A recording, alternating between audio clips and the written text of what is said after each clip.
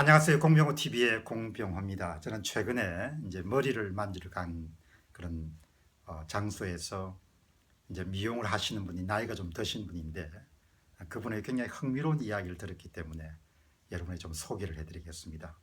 그분은 경상북도의 아주 좀 보수적인 그런 곳에서 태어났습니다. 형제가는 한 이남 이녀 정도가 됐고요.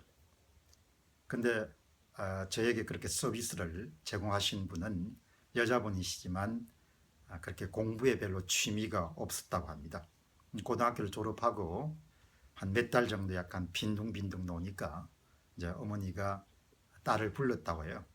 참고로 어머니는 1930년대 출신이고 외정시대 때 초등학교를 다녔기 때문에 일본어가 아주 유창했고, 그래서 주변에 미군 군대에 사무직으로 일정 기간 동안 일을 했기 때문에 당시에 여성으로서는 대단히 그 시야나 안목이 넓었다고 그렇게 딸은 평가합니다. 그래서 딸을 불러서 앞에 앉혀놓고 두 가지 선택을 하라고 딸에게 요구를 했답니다. 이제 이 부분이 상당히 뛰어난데요.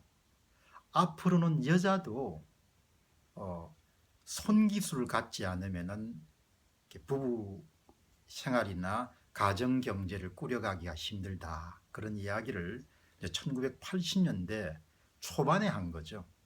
뭐 지금이야 너무나 아주 당연한 일이지만 1980년대 초반에 1930년대 출신의 할머니가 딸아이를, 고등학교를 졸업한 딸아이를 놓고 이제 앞으로는 무슨 일이든지 기술을 갖는 것이 중요하니까 기술을 익히는 것이 좋겠다. 그리고 이제 딸의 강점도 지적을 합니다. 내가 너를 키워보니까 사무직이나 이런 것을 할 수 있는 그런 특성은 갖고 있지 않는 것 같다. 너는 어린 시절부터 손기술이 있었기 때문에 두 가지 중에 하나를 선택해라. 하나는 간호기술을 익히든지 아니면 미용기술을 익히든지, 내가 이틀 시간을 줄 테니까 그 시간 동안 고민을 해서 결정을 하고 그 다음에 그것에 맞춰서 이제 길을 개척하는 게 좋겠다. 저는 그 이야기를 들으면서 상당히 놀랐습니다. 부모가 저렇게 안목이 있기 때문에 어린 딸에게 미래를 준비할 수 있도록 그렇게 가르치고 또 안내하구나. 그래서 이틀을 고민한 다음에 딸이 가서 자기는 피를 싫어하니까 미용 기술을 익히겠다, 그렇게 이야기를 했답니다. 다행히 그 어머니는 미군 부대에서 근무하다가 나와서 봉급 생활에 만족하지 않고 스스로 이제 미용 기술을 배워서 상당히 자리를 잡은 그런 상태였다고 합니다. 그러니까 아마 미용업은 1988년도에 한국에서 올림픽이 개최되기 전까지는 거리 제한 제도가 있었기 때문에 상당히 돈을 많이 버는 그런 업종이었다고 합니다. 그래서 딸의 선택을, 본인은 답을 갖고 있었지만 절대로 딸에게 강제하지 않고 두 가지 선택 가운데 딸로 하여금 스스로 선택하게 하고, 그 선택에 바탕을 두고 이제 본인이 미용업계에 있으니까 미용 그런 학원에 이제 전화를 해서 딸을 보내서 기술을 익히도록 그렇게 조언을 했다고 합니다. 저는 그 이야기를 들으면서 참 두 가지 점에 집중했는데요. 하나는 기술을 가진 사람이 돼야 된다. 그것을 1980년대 초반에 예측했던 거하고, 두 번째는 여자도 일을 해야 된다. 그것을 1980년대 대학도 가지 않고 고등학교를 마친 딸에게 이야기할 수 있었다는 것. 그리고 세 번째는 이제 어떤 부분을 또 놀라움을 조금 받아들이는가 하니까, 미용 기술을 한 6개월 정도 익혀가지고 이제 자격 심사를 통과하니까 그분이 이제는 앞으로 여자들도 다 자동차를 운전할 수 있는 시대가 되니까 다른 것은 몰라도 자동차를 운전하는 그런 기술을 익혀놓는 것이 낫겠다. 그 당시에 경북의 그런 도시에서 여자가 자동차를 모는 것은 아주 특별한 일이었다는 것이죠. 그런데 그 미래를 준비할 수 있도록 아이에게 또 교습소를 찾아가 가지고 자동차를 모으는 그런 자동차 자격증을 딸 수 있도록 조치를 했다는 것이죠. 그 다음에 또 한 가지 특별한 것은 어머니가 여기에 이런 지방의 중소도시에 있는 것보다도 아무래도 앞으로 활동 무대를 넓히기 위해서는 서울로 가야 한다. 그런데 이제 그분이 이제 미용실을 오래 계셨으니까 또 네트워크가 있겠죠.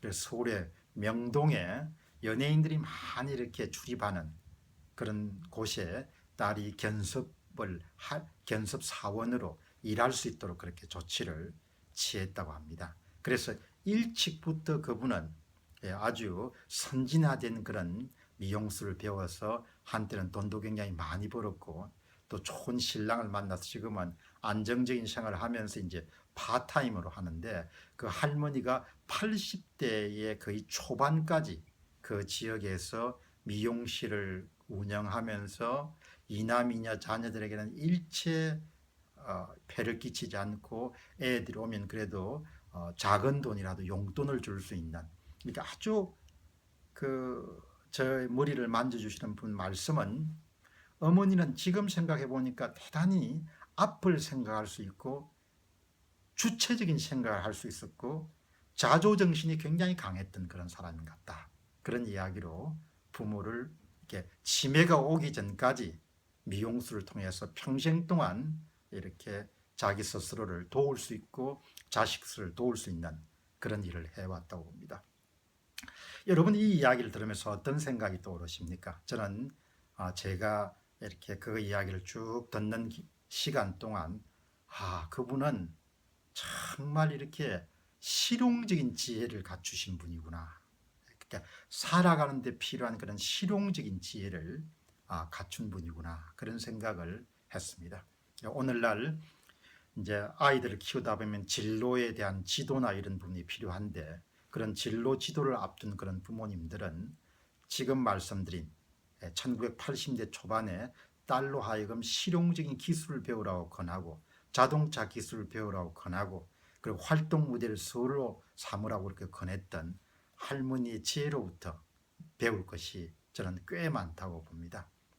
그냥 방임해서 맡겨놓기보다도 함께 고민을 하면서 앞으로 어떤 기술과 도구를 갖고 거친 세상을 헤쳐나가야 될 것인가 이렇게 부모들이 고민을 하면서 아이들하고 대화도 하고 또 결정을 내리기 전에 선택 가능한 영역을 좀 좁힌 상태에서 아이들로 하여금 스스로 결정을 할 수 있으면 본인이 결정했기 때문에 훨씬 더 책임을 지고 인생을 헤쳐나갈 수 있지 않겠느냐 하는 생각을 하게 됩니다. 요즘에 주변에서 보면은 정말 좋은 교육을 받았음에도 불구하고 학교 이후에 삶이 평탄치 않은 그런 자녀들을 많이 보게 됩니다. 물론 취업난이라는 것 때문에도 발생할 수 있지만 조금 더 이런 시점부터 실사구시하는 그런 사고를 부모도 갖고 아이도 가질 수 있으면 훨씬 더 가정에 도움이 될 수 있고 또 사회에 도움이 될 수 있는 그런 인재를 양성할 수 있지 않겠냐 생각이 듭니다. 그분은 참 많은 것을 배우지 않은 어머니를 두었지만 실제로 현장을 뛰면서 삶을 현명하게 살아가는 그런 지혜를 갖춘 분이었구나 그런 생각을 하게 됩니다. 오늘 공병호TV는 어떤 한 미용을 하시는 분의 어머니에 대한 이야기를 통해서 배우는 실용지혜에 대해서 한번 말씀을 드렸습니다. 감사합니다.